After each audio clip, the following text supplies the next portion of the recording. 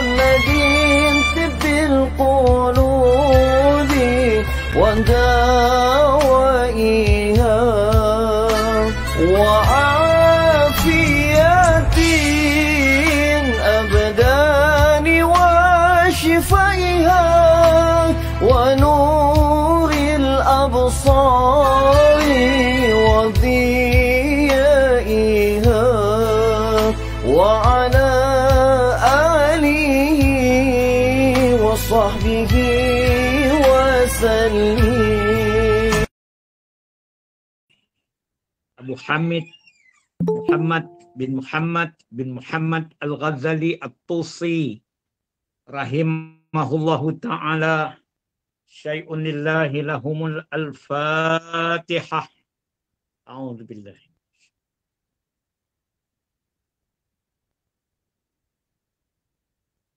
Iya.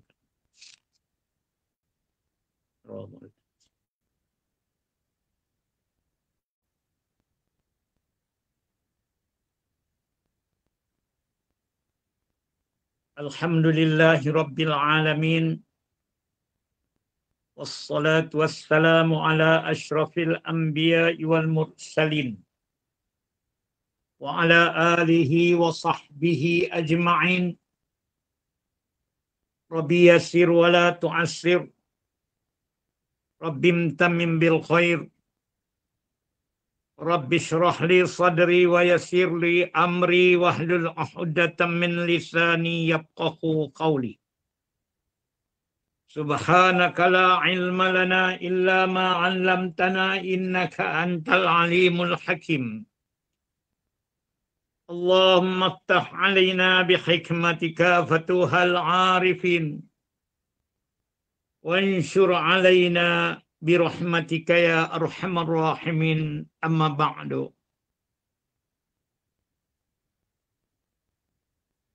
Muslimin dan muslimat yang dirahmati Allah sekalian, syukur kita kehadrat Allah Subhanahu wa taala pagi yang penuh keberkatan ini sekali lagi dapat kita bersama di dalam kuliah secara maya ini bersama dengan kitab Mutiara Minhajul Abidin yang telah kita bersiaran sudah 29 kali termasuk pada pagi ini. Saya bersyukur kehadrat Allah Subhanahu wa taala kerana saya telah sampai balik ke negeri Kedah Darul Aman ini pada pukul kira-kira 12:30 malam. Malam tadi kerana flight delay sedikit daripada Kota Kinabalu, Sabah. Dalam tempoh 2 minggu musafir saya dengan kerja-kerja dakwah di sana, saya dapat menunaikan semua perancangan dan juga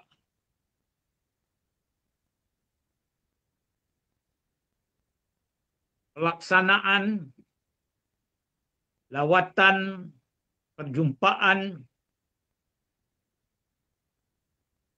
bagi beberapa tempat yang walaupun agak jauh tetapi dapat disempurnakan dengan pertolongan Allah Subhanahu wa taala. Baik. Mungkin tuan-tuan dan puan-puan nak tahu jugalah, bila saya mula pergi 15 hari bulan, saya diikuti oleh 6 orang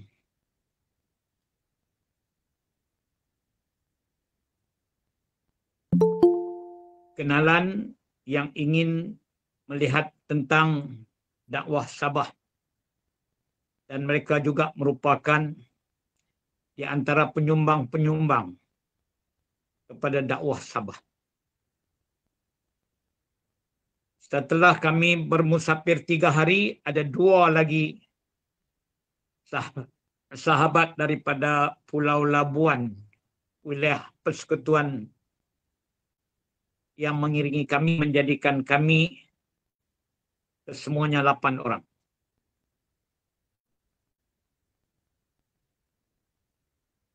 Dalam tempoh itu kita sempat juga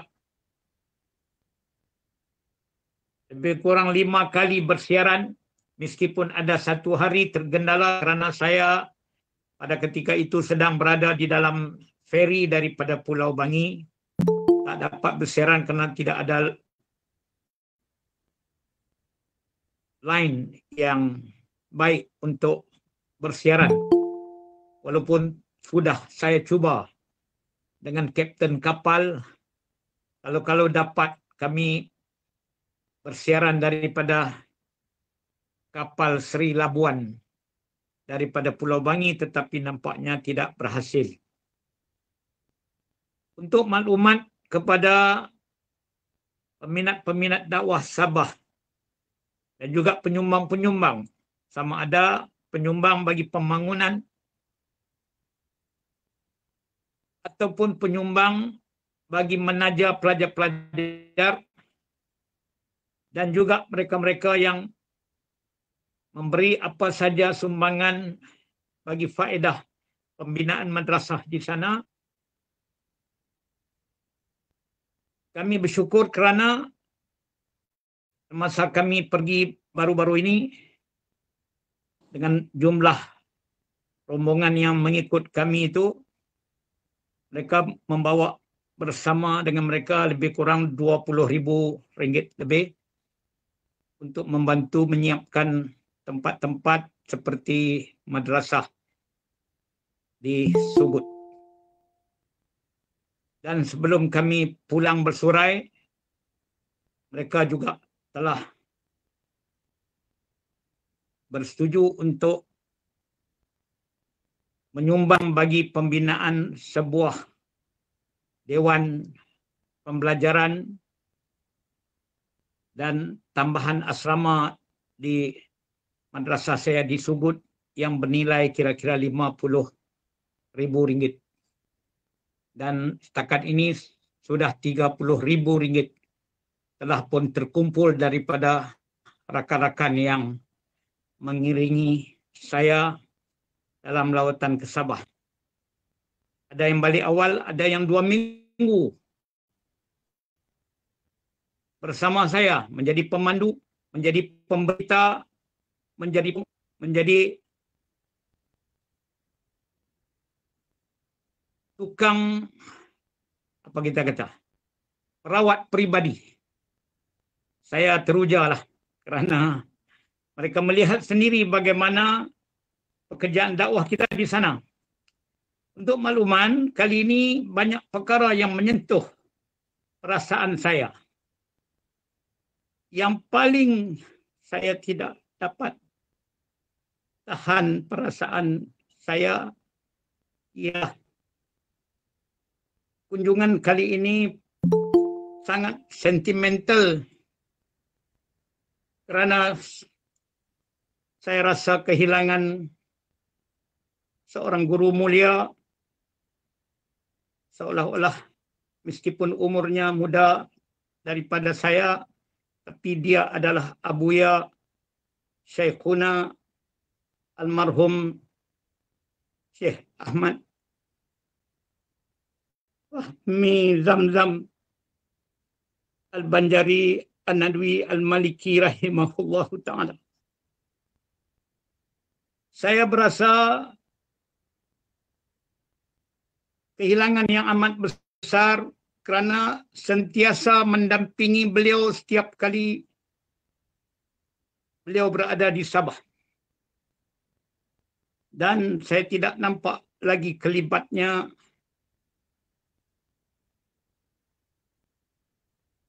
bermandi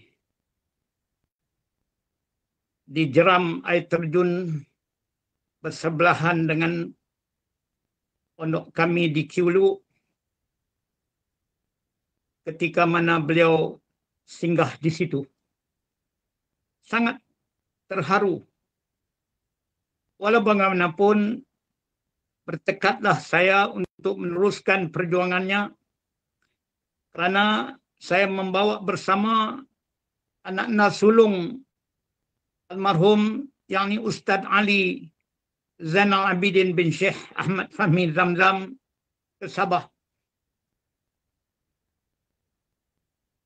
Kerana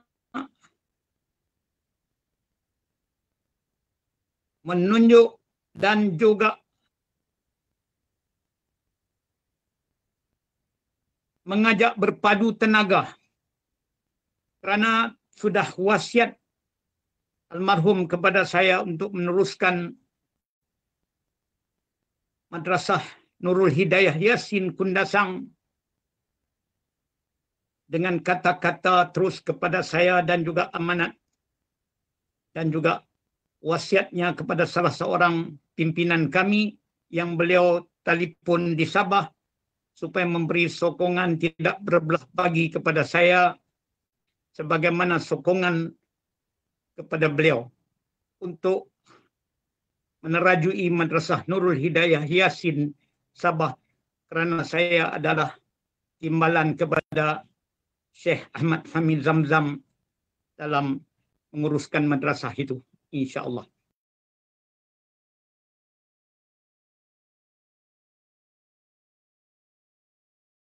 Kerana 4 orang yang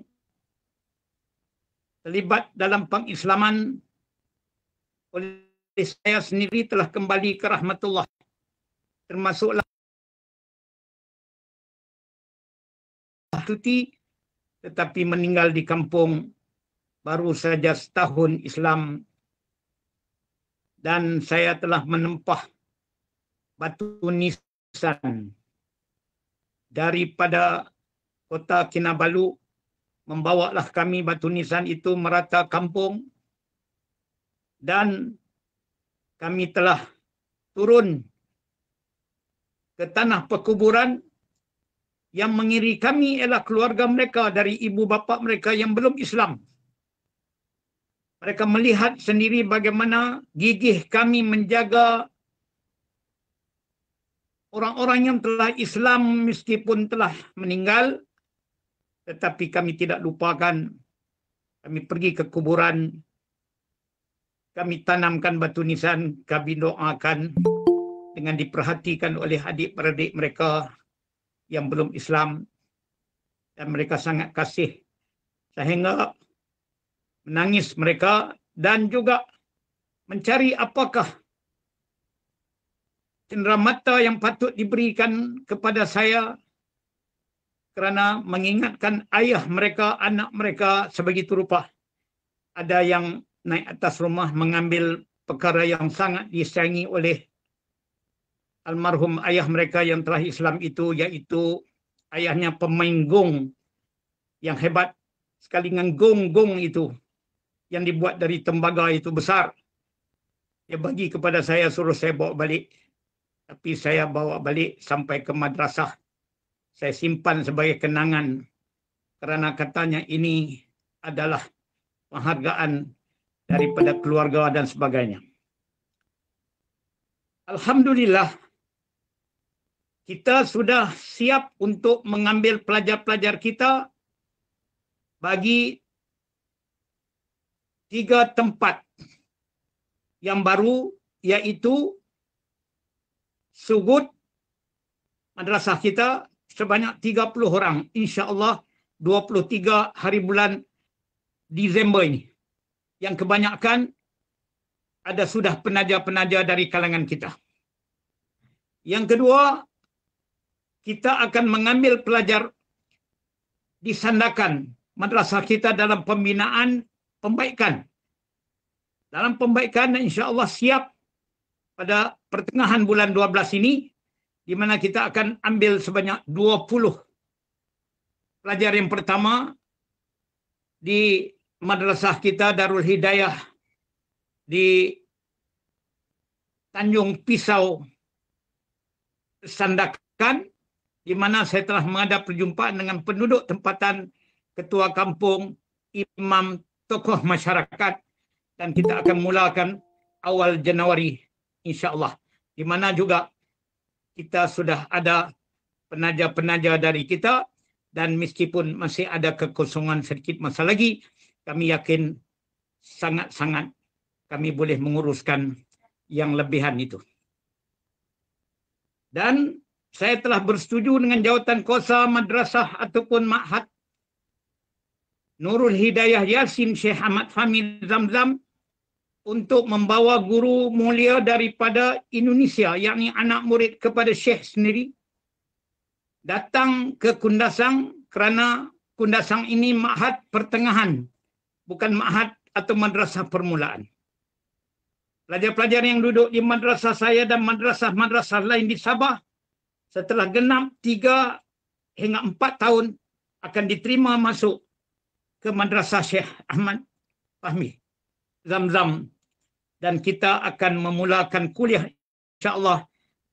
Asrama akan siap menjelang pertengahan Disember ini, dan insya-Allah jika tiada ada terhalang guru dari sana masuk, kita akan mengambil pelajar mulai 1 Januari 2022 sebanyak 20 orang, dan kita juga insya-Allah akan ada penaja-penaja baginya. Jadi tempat yang baru yang nak dinaikkan madrasah Darul Hidayah, seperti sambutan kepada kita di Pulau Bangi, begitu juga di daerah Ranau, dan juga tawaran kepada saya di Pulau Labuan Sabah.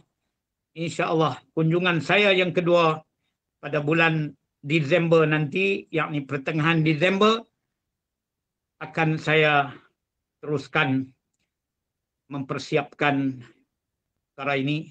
Mudah-mudahan dapat mengikuti jejak mulia guru kita Syekhuna Syekh Ahmad Fahmi Zamzam Al-Banjari An-Nadwi Al-Maliki, yang telah membina 5 buah ataupun 6 buah pesantren di Indonesia dan sebuah di Malaysia, iaitulah di Kundasang yang kita sebutkan tadi. Baik, itu cukup dulu huraian yang saya dapat ceritakan berhubung dengan musafir saya. Saya ucap terima kasih, sokongan tidak belah bagi. Saya mohon maaf kerana saya belum sempat menjawab dan juga memberi respon kepada sumbangan-sumbangan, sokongan-sokongan dalam Facebook ataupun dalam WhatsApp, yang mana saya tidak sempat sangat masa untuk ini. InsyaAllah saya akan beri perhatian dalam sehari 2 ini untuk menjawab ya daripada yang timbul daripada tuan-tuan dan puan-puan sekalian. Kita buka kitab muka surat 122. Qala musannifu rahimahullahu ta'ala wa nafa'ana bi'ulumihi fid darain amin ya rabbal alamin.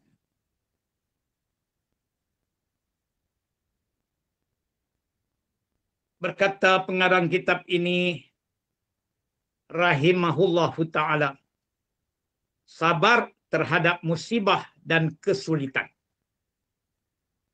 Apa maksud huraian di sini? Ialah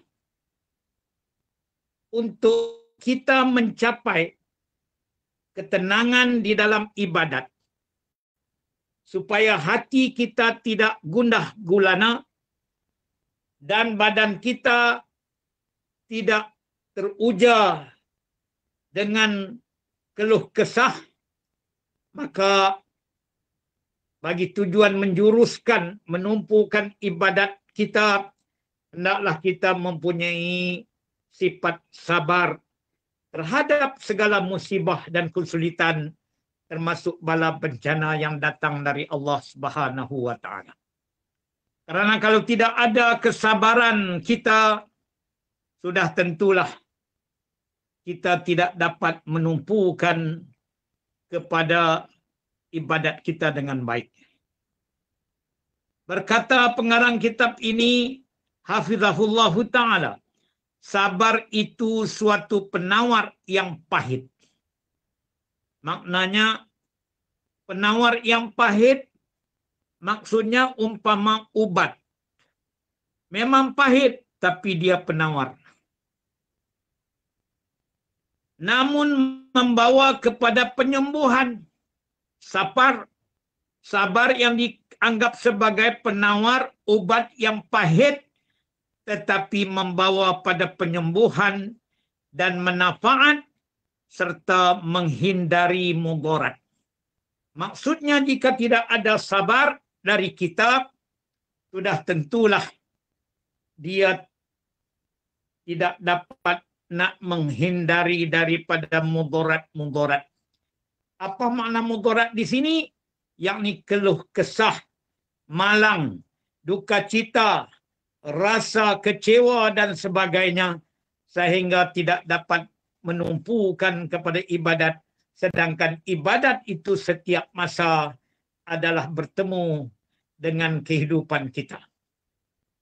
Maka untuk memahami sabar itu suatu penawar yang boleh memberi penyembuhan dan manfaat bagi membantu kita menumpukan kepada ibadat, maka marilah kita kenal apakah jenis-jenis sabar ataupun sabar itu ada 4 jenis.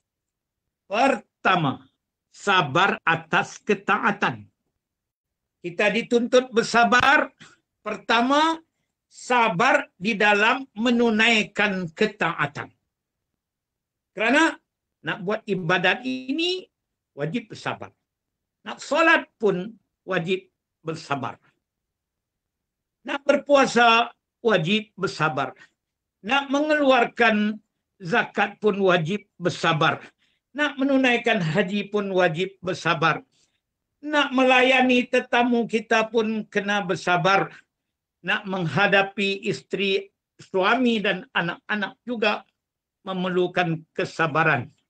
Jadi, sabar pertama adalah sabar atas ketaatan.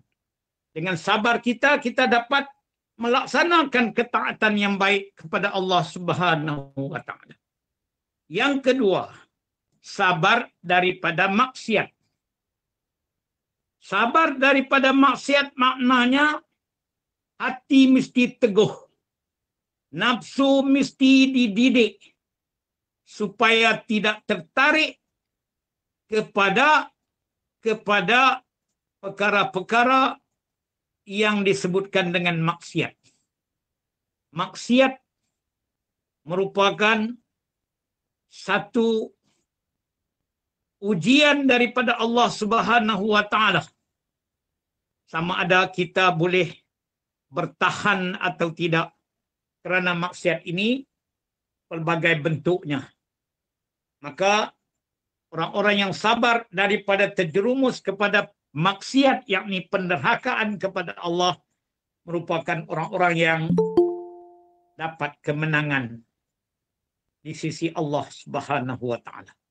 Dia sabar daripada melakukan perkara-perkara yang ditegah oleh Allah.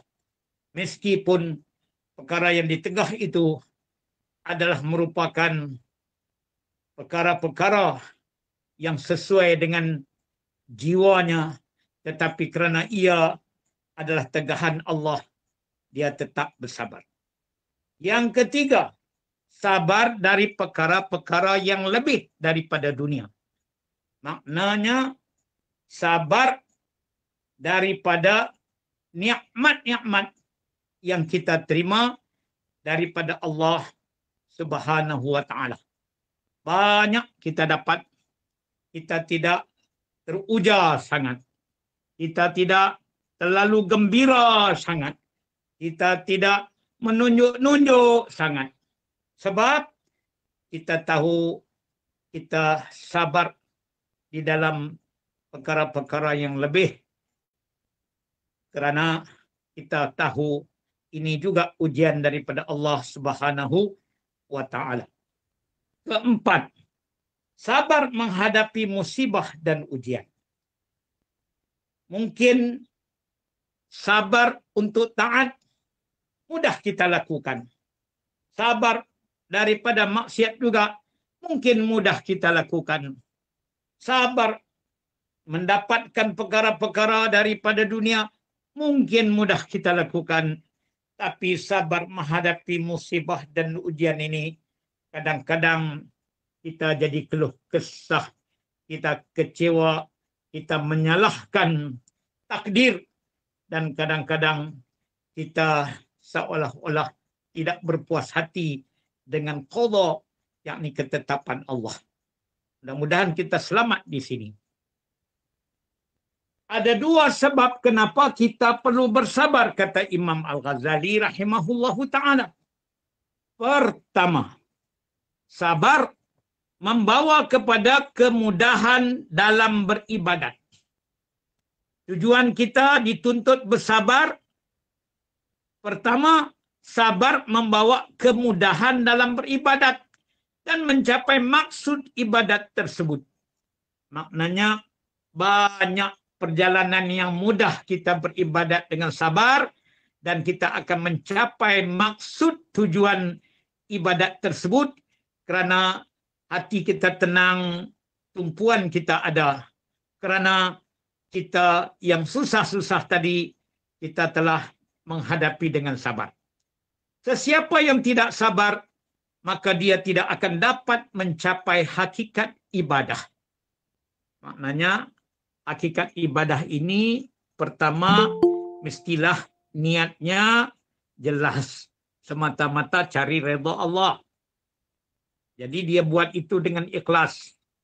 Bukan dengan tujuan-tujuan yang lain. Bukan faedah dunianya. Juga bukan kerana semata-mata cari faedah akhirat. Tetapi kerana mencari redha dan perkenan Allah Subhanahu wa ta'ala.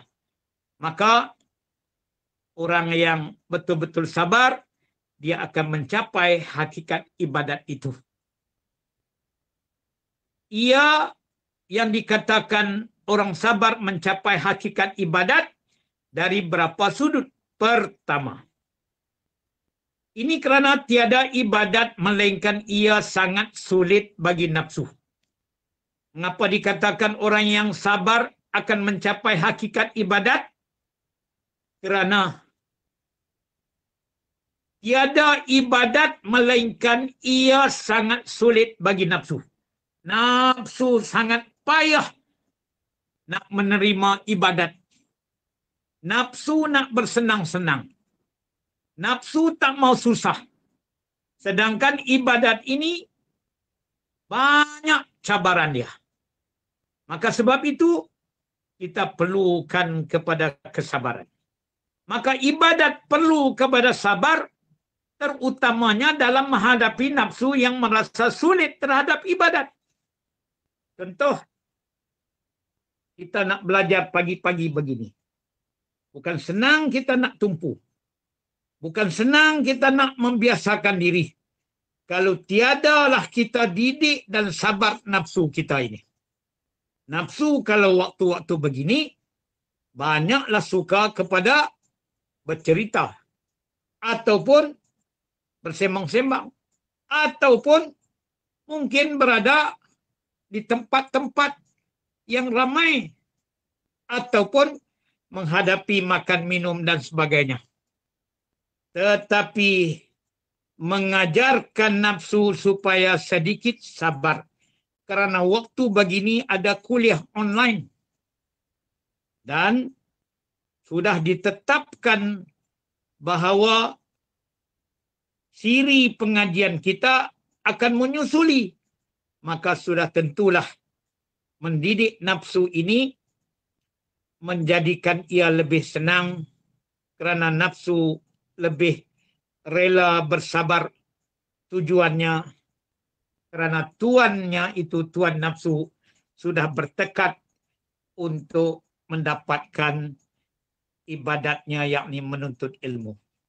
Kedua, Seseorang hamba itu jika melakukan kebaikan yang bersamanya kesulitan, maka dia perlu bersabar agar dia tidak binasa. Jadi yang dikatakan bahawa orang yang sabar tadi akan mencapai hakikat ibadah. Jadi seorang hamba itu jika melakukan kebaikan yang ada bersamanya kesulitan, dia perlu bersabar agar ibadatnya tidak binasa. Ya. Jadi maknanya sudah tentulah setiap kebaikan yang ada itu dia akan berdepan dengan kesusahan. Dan kesusahan itu perlukan kepada kesabaran. Kesusahan itu dalam ibadat merupakan ujian Allah untuk melihat bagaimanakah kita sanggup bersusah demi mendekatkan diri kita kepada Allah dan menjadi orang yang sanggup bersusah payah kerana menjadi orang yang bersyukur dan untuk berbakti kepada Allah Subhanahu wa taala. Ketiga, dunia ini sendiri ialah tempat ujian. Kita kena ingat, dunia ini tempat ujian. Nabi sallallahu alaihi wasallam bersabda, dunia ini adalah merupakan tempat ujian. Ya. Bagi orang kafir, dunia ini syurga mereka.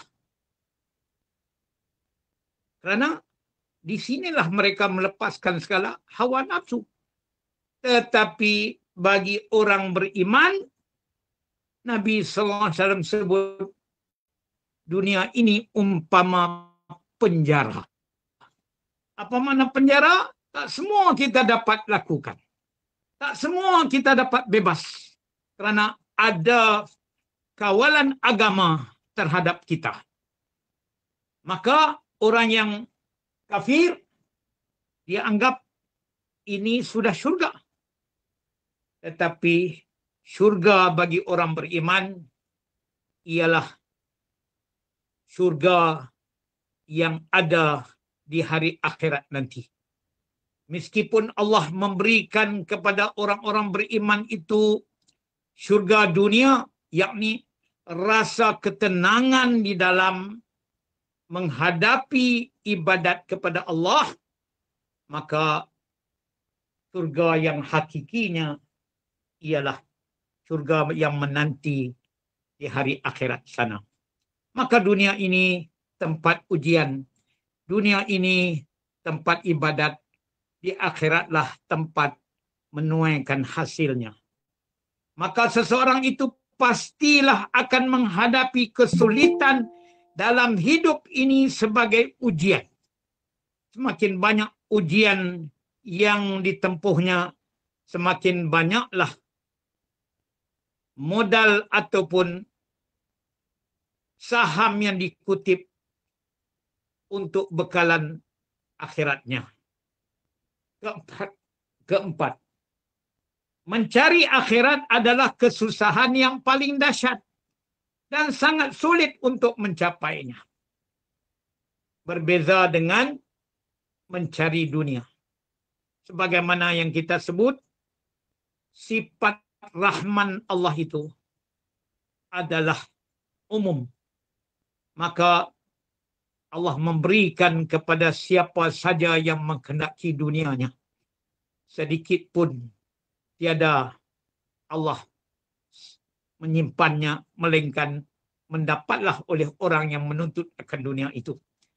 Tetapi akhirat ini adalah anugerah Allah kepada orang-orang yang dikasihinya, kerana sifat rahim Allah itu adalah untuk di hari akhirat dan khusus bagi mereka yang beriman, yang beramal soleh.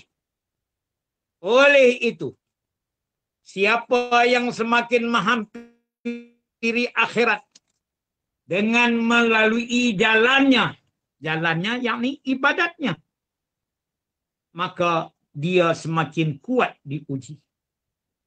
Sudah tentu, kerana jalan akhirat ini jalan ke syurga.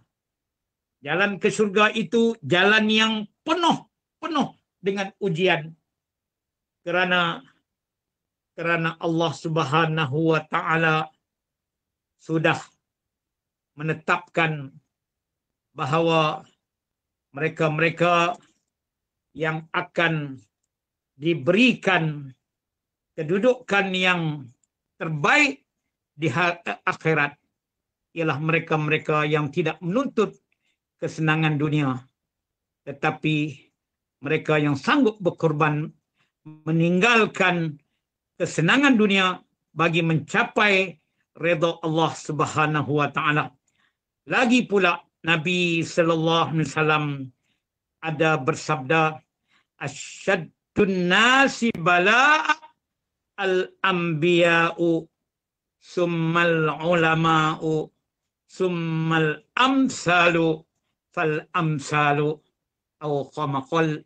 Maksudnya Nabi bersabda, orang yang paling keras menerima percubaan bala ialah para nabi, kemudian para ulama, kemudian orang-orang yang paling utama, kemudian orang-orang yang paling utama. Maksudnya, yang menerima ujian daripada Allah itu adalah orang yang dikasih oleh Allah Subhanahu wa taala. Baik. Sebab kedua, kenapa kita perlu bersabar ialah pada sabarnya itu mengandungi kebaikan untuk dunia dan akhirat. Mari kita lihat antara faedah daripada sifat sabar kita di dunia ialah pertama, orang yang sabar dia mendapat kelepasan dan kemudahan. Jalan yang mudah. Jalan yang dilepaskan daripada kesusahan. Sebagaimana Nabi SAW ada sebutkan. Dan juga sebagaimana yang Allah Subhanahu wa taala firmankan di dalam Al-Quran. Yakni orang yang benar-benar bertakwa dan bersungguh-sungguh pada jalan Allah itu. Meskipun banyak halangan-halangannya, maka mereka akan dilepaskan dan ditunjukkan kepada mereka jalan-jalan mudah di dunia dan juga akhirat. Yang kedua, orang yang sabar itu akan mendapat kebaikan dunia dan akhirat, di mana mereka akan mendapat kemenangan atas musuh-musuh mereka. Meskipun mereka diuji, mereka difitnah, mereka kadang-kadang disakiti berbagai-bagai cara oleh musuh-musuh Islam, tetapi mereka bersabar menghadapinya, maka dengan sabar mereka itu, mereka akan mencapai akan kejayaan yang berkekalan sebagai orang-orang yang kekal bertakwa. Sebagaimana Allah Ta'ala sebut, fasbir innal aqibatu lil muttaqin. Yang ketiga, orang yang bersabar akan mencapai tujuan yang diinginkan, yakni yang diidamkannya. Dia akan mencapai kesenangan pada akhirnya. Tiap usahanya dengan kesabaran, insya Allah dia akan mencapai kejayaan di penghujungnya. Sama ada di atas dunia untuk dapat beribadat dengan baik, dan di hari akhirat mendapatkan redha Allah, kasih sayang Allah Subhanahu wa taala. Keempat, orang yang sabar Kata Imam Ghazali mendapat pujian daripada Allah Subhanahu wa taala. Allah sebut innallaha ma'as sabirin. Sesungguhnya Allah Subhanahu wa taala bersama-sama dengan orang yang sabar. Dan kemudian keempat, orang yang kelima. Kelima, orang yang sabar mendapat kabar gembira, rahmat, kasih sayang, dan cinta daripada Allah Subhanahu wa ta'ala. Sebagaimana dalam Al-Quran banyak tempat Allah sebut, وَبَشِّرِ sabirin, Wallahu yuhibbus sabirin. Dan Allah sesungguhnya mencintai dan mengasihani mereka-mereka yang sabar. Keenam, orang yang sabar akan mencapai derajat, ketinggian derajat. Daripada kita sudah tentulah berbeza-beza derajat kedudukan yang Allah berikan, sama ada di dunia maupun akhirat. Allah permudahkan urusan agamanya, Allah permudahkan urusan pekerjaan dunianya, Allah mengangkatkan martabat kemuliaan di dunianya, dan Allah angkat martabat kemuliaannya di hari akhirat nanti. Maka di antara yang mendapat ketinggian derajat ini ialah orang yang sabar. Lebih-lebih lagi sabar di dalam menuntut ketaatan, sabar daripada jatuh kepada maksiat, sabar daripada dugaan-dugaan mewah dunia, dan sabar kepada musibah dan ujian. Dan yang akhir sekali, kelebihan orang sabar, manfaat sabar untuk akhirat, yakni dan mendapat kemuliaan yang besar. Ya, sebab Allah sebut, salamun alaikum bima sabartum. Selamat sejahtera atas kamu kerana kesabaranmu. Maka manfaat sabar untuk akhirat juga sangat banyak. Antaranya ialah mendapat pahala, cinta, dan keridhaan Allah Subhanahu wa taala.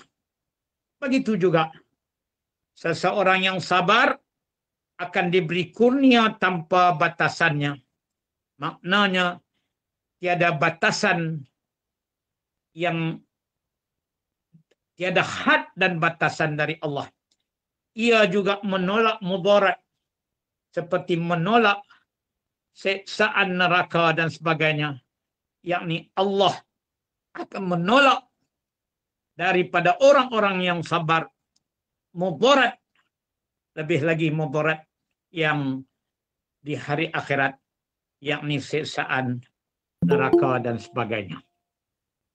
Jadi sebenarnya apa yang kita cuba nak ditonjolkan oleh Imam Al-Ghazali rahimahullah ta'ala dari kitab Minhajul Abidin dan catatan daripada penyusun kitab kita ini, hafizahullah ta'ala, ialah orang yang sabar, orang yang dapat melepasi halangan-halangan, aqabah dalam perjalanan ibadatnya. Maksudnya, kita sudah mengetahui di antara satu aqabah, penghalang yang menghalang kita, dia panggil aqabatul awarid, bukit-bukit rintangan yang di dalamnya sudah tentulah iaitu memerlukan kita kesabaran daripada segala musibah. Kerana kalau tak sabar, kita keluh kesah. Bila keluh kesah, sehinggakan kita tiada ada waktu dan masa yang hati dapat menumpukan kepada ibadat dan redha kepada Allah Subhanahu wa taala. Baik, muka surat 125. Hakikat sabar.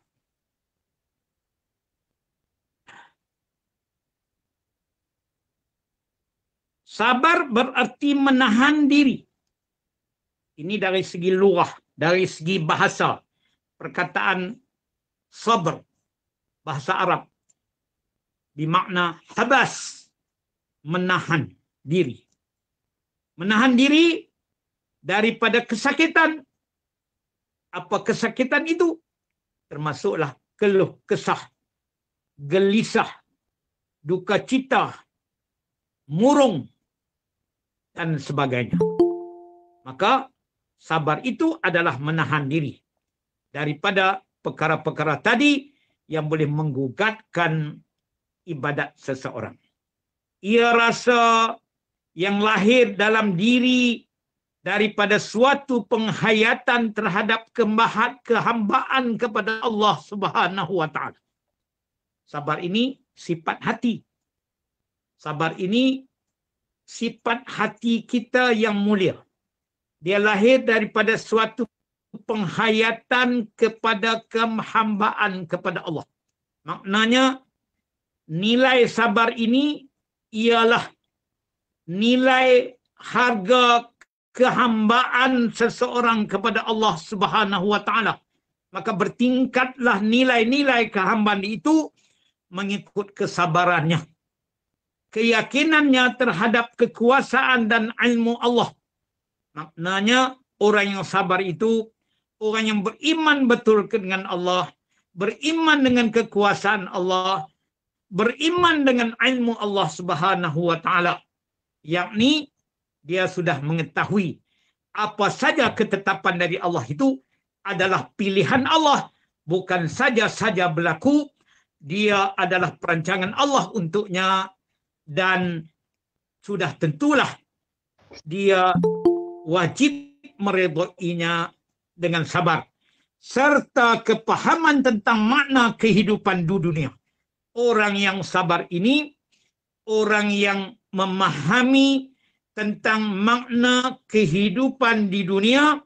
Maknanya ini dunia, ini tempat beramal ataupun negeri beramal, sedangkan akhirat nanti adalah negeri mengutip akan hasilnya. Ya. Jadi sudah tentulah di atas dunia ini mestilah orang-orang yang sabar tadi dapat menumpukan betul-betul akan hakikat ibadatnya, supaya ibadatnya menjadi bekal baginya bagi berjumpa dengan Allah Subhanahu wa taala di hari akhirat nanti. Hidup ini memang tempat ujian. Allah Subhanahu wa taala menguji sesiapa saja yang dikehendakinya dengan ujian yang bersesuaian dengan kehendaknya. Sebenarnya orang lain banyak lebih diuji lagi. Kita kena pandai menilai diri kita. Melihat bahawa apabila ada satu ujian yang berlaku kepada kita, kita lihatlah kepada yang lebih atas, orang yang banyak diuji daripada kita. Maka jadilah kita ini lebih bersyukur kerana sedikit sangatlah ujian kepada kita berbanding-banding dengan orang yang lebih banyak diuji oleh Allah. Sedangkan yang kita tahu, seperti Nabi SAW sebut tadi, yang keras ujian dari Allah itu jatuh kepada kekasihnya dari kalangan para anbiya, yakni nabi-nabi, kemudian ulama-ulama. Jadi maknanya kita jika diuji dengan kesusahan, maka kita termasuklah daripada golongan yang dipilih oleh Allah dengan ujian kasih sayang ini. Baik. Kemudian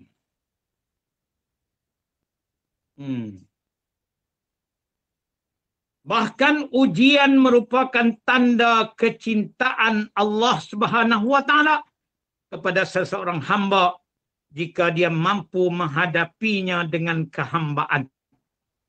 Maknanya itu tanda kecintaan seorang kepada Allah bila dia redha dia menghadapinya dengan tenang dan tidak menuntut daripada yang lain, tetapi hanya tuntutannya semata-mata kepada Allah pertolongan itu. Ketahuilah juga bahawa Allah Subhanahu wa taala Maha mengetahui tentang keadaan dirimu yang sedang diuji dan sakit dengan ujian tersebut. Dan ketahuilah jika Dia kehendaki, Dia akan mengeluarkanmu daripada perkara tersebut. Pastilah ada tujuan besar di sebalik ujian tersebut, yang mana ia pun dinamakan sebagai ujian. Mudah bagi Allah kalau nak keluarkan seseorang itu daripada segala ujian itu.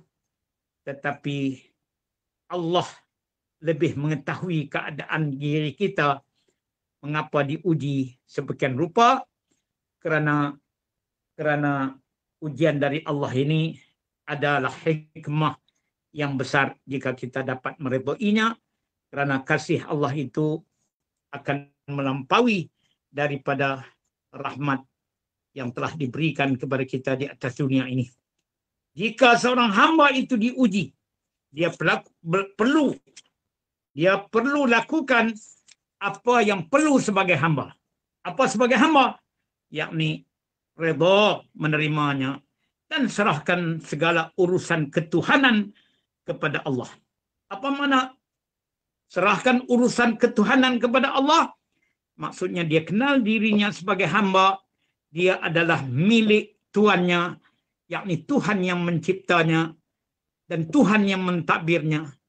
Janganlah dia memandai-mandai menguruskan segala ilmu dan ataupun segala kehendak-kehendak yang dia tidak sendiri tahu ataupun dia tidak tahu sendiri untuk mengetahui di sebalik rahsia ujian Allah itu.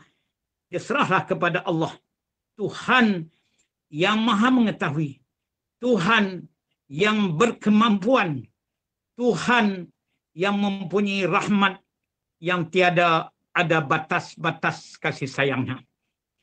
Ungkapan yang menguatkan hati seseorang adalah ungkapan yang menzahirkan makna kehambaan yang sempurna kepada Allah Subhanahu wa taala, yang terkandung di dalam ungkapan Nabi Muhammad sallallahu alaihi wasallam.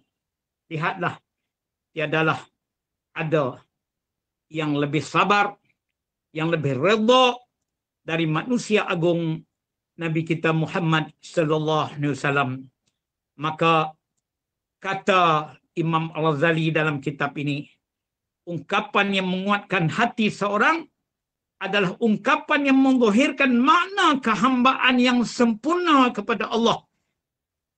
Maka tiadalah ungkapan yang lebih sempurna dari hambanya, melainkanlah yang terkandung daripada ungkapan Nabi kita Muhammad sallallahu alaihi wasallam sendiri.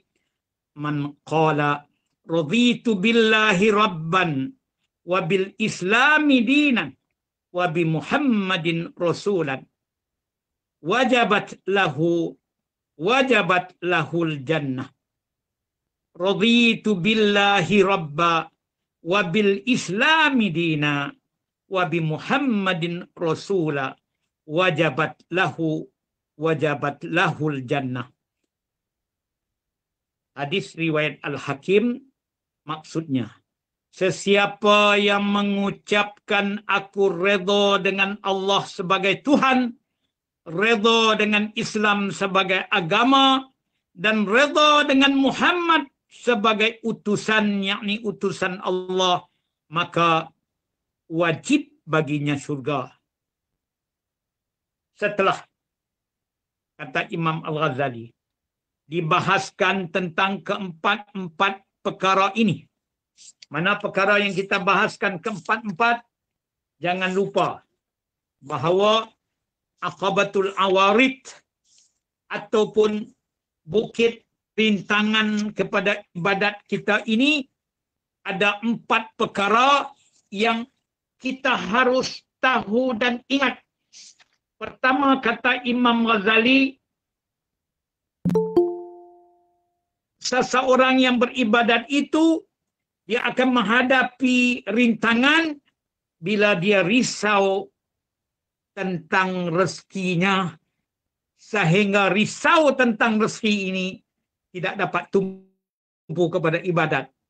Dia asyik kejar dunia, cari rezeki semata-mata.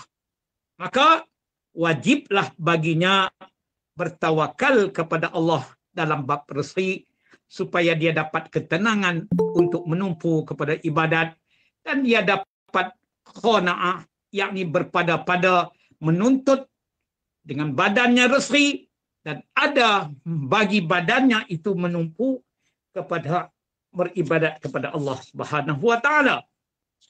Yang kedua, apa yang kita bincangkan yaitu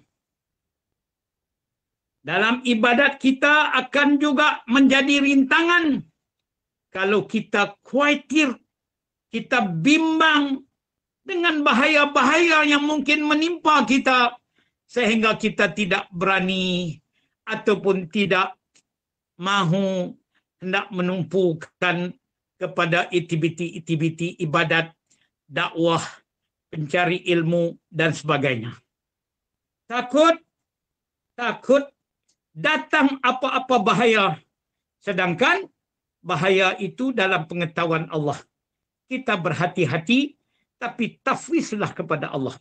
Orang yang tafwiz kepada Allah, yang menyerahkan urusan bahaya yang dia tidak mengetahui datang atau tidak datang itu kepada Allah, dia akan mencapai ketenangan dan khusyuk di dalam ibadatnya.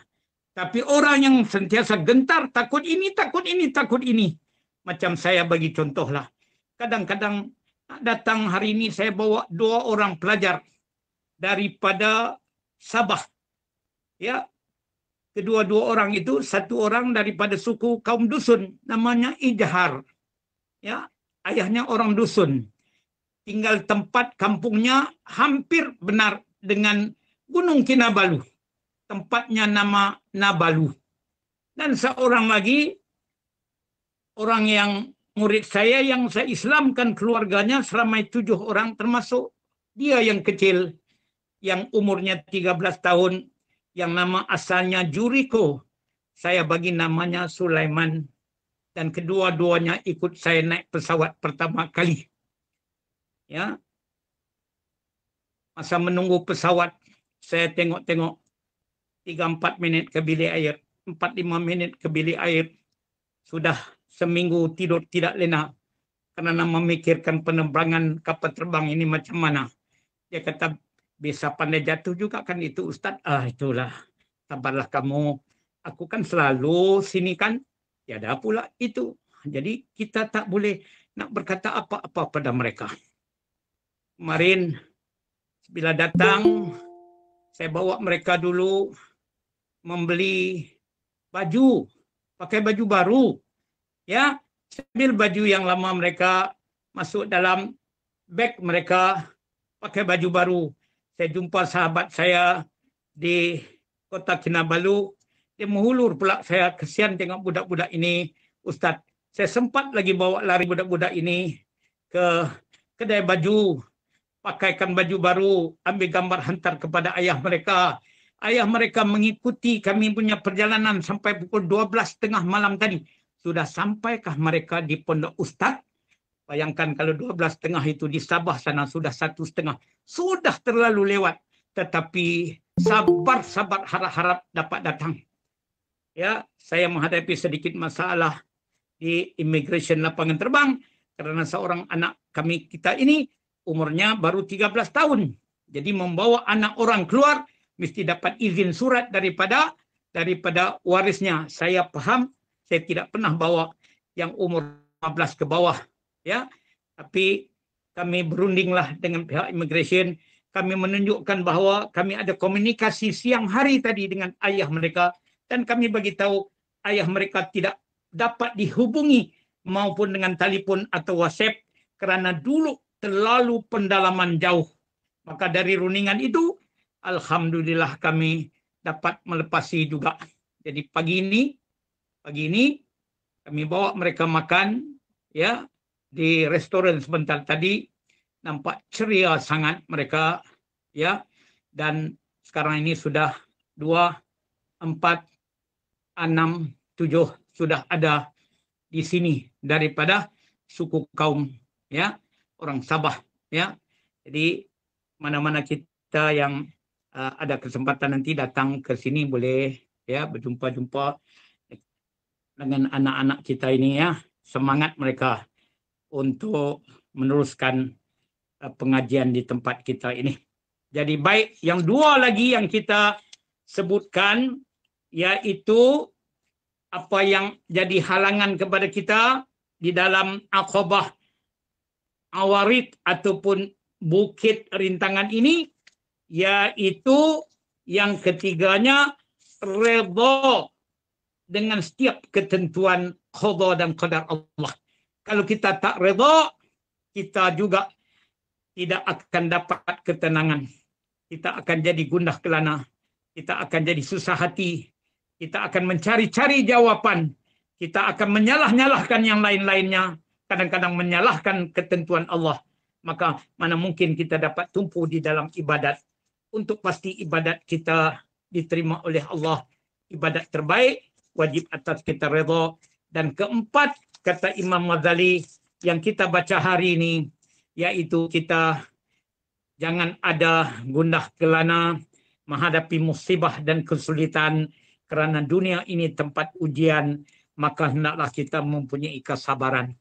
Kesabaran di dalam taat, kesabaran menghadapi maksiat, kesabaran mendapat ujian nikmat Allah, kesabaran kita di dalam musibah membawakan kita kepada ketenangan dan redha kepada Allah.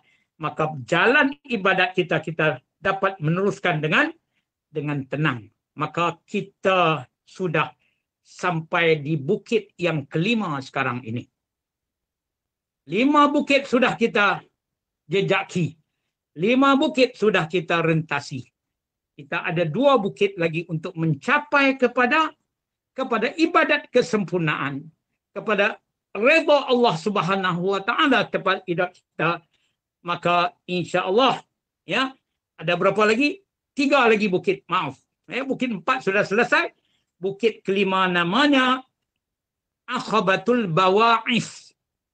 Aqabatul Bawa'is maknanya bukit pendorong. Cerita sikit saja, 1 minit.